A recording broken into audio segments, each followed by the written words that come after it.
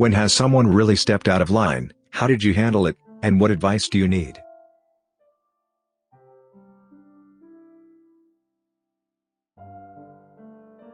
Mother-in-law might be dosing my kid. So, my son just said my mother-in-law gave him sleeping pills. I have two kids, a 4-year-old, and a 7-year-old. The 7-year-old's father is not involved, and the 4-year-old is my husband's biological child. Mother-in-law has always been a toxic mother-in-law, since day one. When I suggested that maybe she shouldn't have a key to her 28-year-old son's house. When dear husband, 34 now, and I got married, and the 4-year-old came along, I figured she'd realize that while she's not my biggest fan, I am her son's wife and the mother of her grandchild, and I'm not going anywhere. While the 7-year-old isn't related to dear husband has taken on a fatherly role. We've been together 6 years, and he views the 7-year-old as his son, and the 7-year-old thinks of him as his father. Although we have explained that they aren't related, by extension, he thinks of dear husband's parents as his grandparents, and father-in-law has told 7-year-old to call him granddad, which he does. Mother-in-law is decidedly less nice to the 7-year-old in general because they're not related.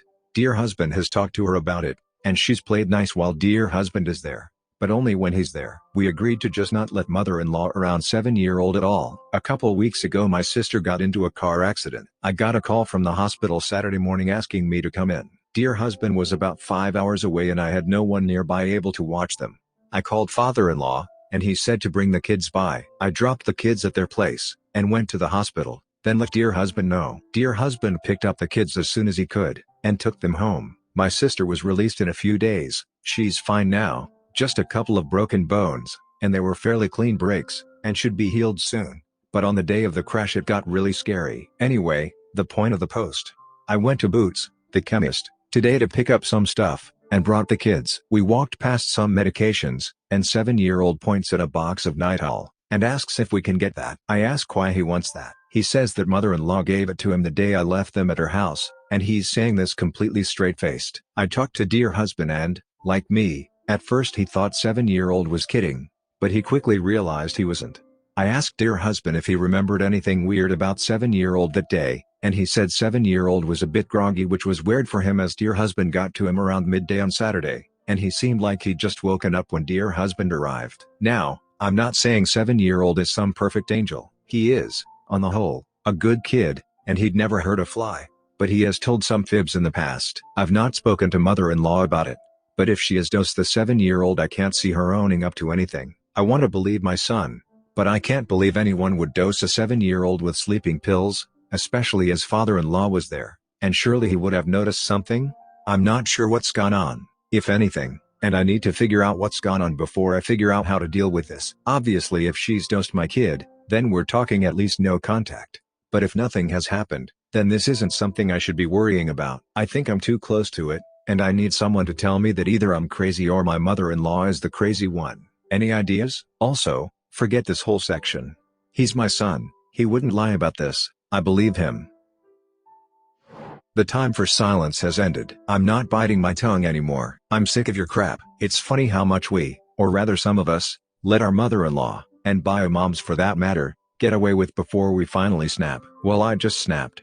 And I'm Canadian, so I was still polite about it. Here's some backstory. My mother-in-law is downright cruel at times, expects me to be a mind reader, so if I don't do something that I had no idea she wanted and expected me to do, I'm a piece of crap. She has called me, to my bio mom, freaking useless. Here's some backstory on her bull crap. Myself, and my wife bought a property specifically with a back house for my mother-in-law to live in without fear of eviction or anything else. She now lives there for free. There was a rent agreement, but she stopped paying due to layoffs and health issues, and I make enough money that it really didn't bother me. We have a 5-year-old with special needs, autism, and we just had a preemie 9 days ago. She lived in our house while we renovated the back house to make it better for her. She complained the whole time she lived there, flat out said that she can't stand living with us, and even threatened to move out, which meant no more paying rent, because the back house wasn't being renovated fast enough. When it comes to basically anything, her take is that she's the only one who knows what she's doing, everyone else is stupid, and doesn't know their elbow from their ass, so if it's not done her way, it's wrong. God forbid I do anything with my son that isn't playing outside, or I'm a piece of crap dad. Her point of view changes day to day. If it suits her, it's fine for my son to stay inside by himself for extended periods of time because he's old enough to not get in trouble. But when it's a chance to criticize me, he's 5, and he doesn't know better. She had a secret meeting with my bio mom after we found out my wife was pregnant again, which my bio mom recorded, and showed me a few snippets of. She told my bio mom a bunch of lies about the kind of parents we are, and tried to manipulate my bio mom into coming over to her house to clean it. Like, what the F is that? She doesn't know that the conversation was recorded, and that I know it happened. I've been sitting on that info for a few months now. I've never received a thank you for buying a property specifically so she could live in her own place with some sense of security. I've never received a thank you for pouring over $20,000 into renovating it, or for letting her stay in it rent-free. Not once. And I still tried to be nice. Oh boy, did I try. Shoveling her driveway for her, biting my tongue when I'd rather tell her to eat crap. Tonight I made chicken, a specific type of chicken that she really enjoys. I offered her some, she accepted. She comes over, and right as she walks in the door, it begins. She gave us a bottle of hand sanitizer she was able to buy, but at giving it to me she basically said indirectly that I don't know how to wash my hands and I need to use the sanitizer. Oh, I'll use it. But listen lady, we're in the middle of a pandemic and I have a preemie newborn. I know how to wash my hands. She shoots me this crap-eating grin, and if you say so. Strike 2. Earlier today she came over, and my son was playing, and didn't say much to her. Because again he's special needs, and it's just how he is sometimes. I come downstairs from grabbing something from my bedridden wife, and hear her call my son a doofus. Not in a joking way. I told her not to call him that. Crap-eating grin as she walks upstairs to see our newborn. That was strike 1. After supper, and spending some time with our newborn, my wife asked who was going to feed him, but mother-in-law had something in the oven at her place, and had to go turn it off, so I offered to feed him. Of course, I am his dad. Which seemed fine, and she left. Then I get a text, meant for my wife, is there some reason he doesn't want me feeding him? Because that's twice now. Strike 3, I snapped. I normally ignore those texts, and just go on with my day, but I've had enough of her crap, so I chose my words and I told her maybe because he's my baby and I like feeding him. It actually has nothing to do with you. Pretty sure you also said you had to go turn your oven off. Not all that bad, right? The reply, watch what you say to me. You need to learn some freaking respect. I didn't respond because I've gotten under her skin now. A reply to that at this point would simply be giving her what she wants. She wants a fight. I'd rather let her stew for a while. The entire status quo is about to change, and she's in for a rude awakening. I just took away any power she thought she had. No more walking into my house, taking control of what my son is doing or how he's doing it, and then telling me if you knew what you were doing I wouldn't have to do it when I tell her she can't tell us what to do. No more biting my tongue to keep the peace. I can't kill her with kindness, so it's time to fight, fire, with fire. Rant over.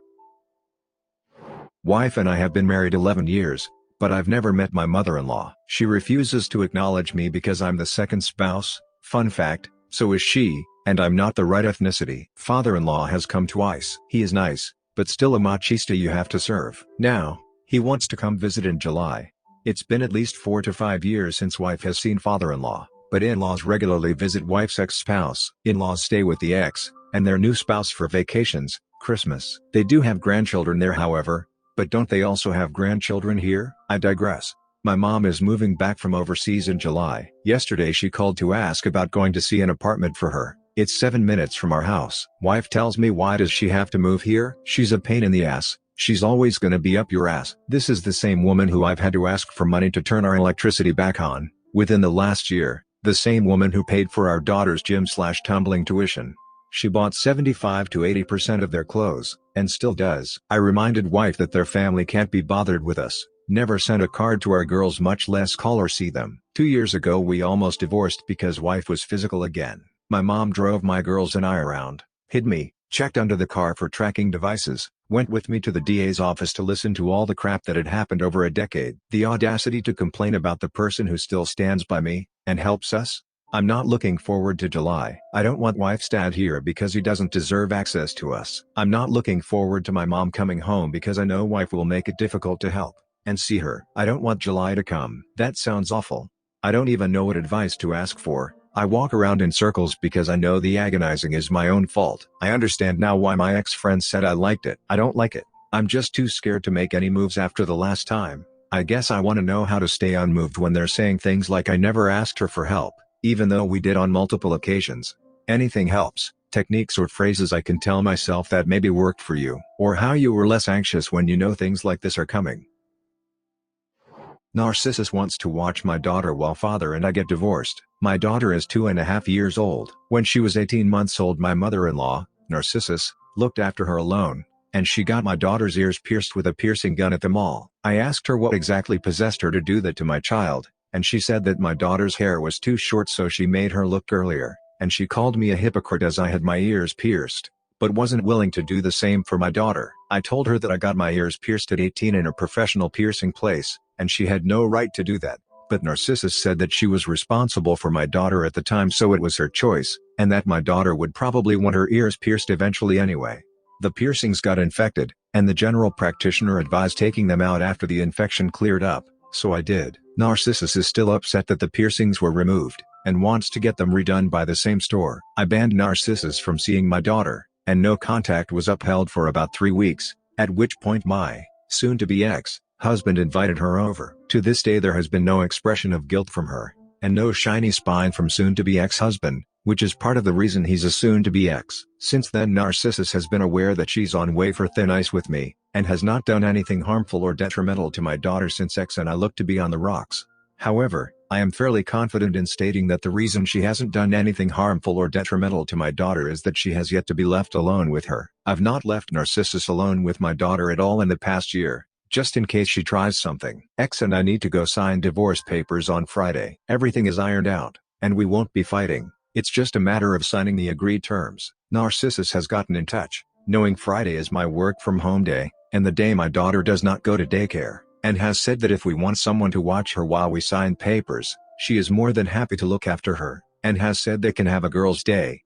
If Narcissist did watch her, then I'd need to bring my daughter to her an hour before the meeting, and Narcissist would bring her back whenever. Her exact words, "I'll bring her back whenever I'm ready," which does not sound good. There is no one else available to watch my daughter, and she's not booked into daycare during the time I will be with the lawyers. I asked the daycare if there was any way we could extend her hours, but they said all changes needed to be 2 weeks in advance, and I only got the time and date for signing the papers yesterday, so my options are leaving my daughter alone with Narcissist, and hoping she doesn't come back with freshly pierced ears, or taking her with me to sign papers. Update: I rang to ask about the logistics of bringing kiddo with me, and turns out they have a kids area which is pretty much a playmat, and some Legos supervised by a receptionist meant specifically for kids whose parents are busy signing stuff.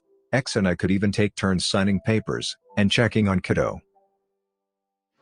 It's time to get out of here. Typing with a lot of fury here, so I'm so done living with my mother and brothers. They just make me realize how awful and terrible having a family is. My mother is a PhD, and seems to only focus on her honors and achievement. She really loves my little brother, and always says she loves him more than the other. She always says he's more handsome, kind, etc. blah blah than the other. She only sees me as a helper so I can carry on her business while she could just do other things. When trouble comes at the business, and I ask her for advice, she always said, "I figured that one by myself, why couldn't you?" But in the other hand, she always says you should learn from me when I'm alive and stuff. Then when the time comes to ask for her advice, she gave me nothing. I've been feeling like this since I'm 15. I went away from home for uni, then my life was a little bit peaceful without my family by my side, but since I graduated, and obligated to carry on my family business, I have to come back. Then I began to feel again that I want family whatsoever. Beyond that, there was a big dispute between my mother and my past father's brothers and sisters about the wealth of the family. I am always the one in the middle, hearing craps from both sides, not knowing what to do or who's wrong or right. For all I know, everywhere I go I see hell in family. So, I just don't want to create hell on my own later in my life. So after this pandemic is over, I'm going to England to pursue my master's degree, then bye-bye. My family won't ever see me again. Subscribe and turn on the notification bell for more stories delivered to you. Thanks for listening. See you later.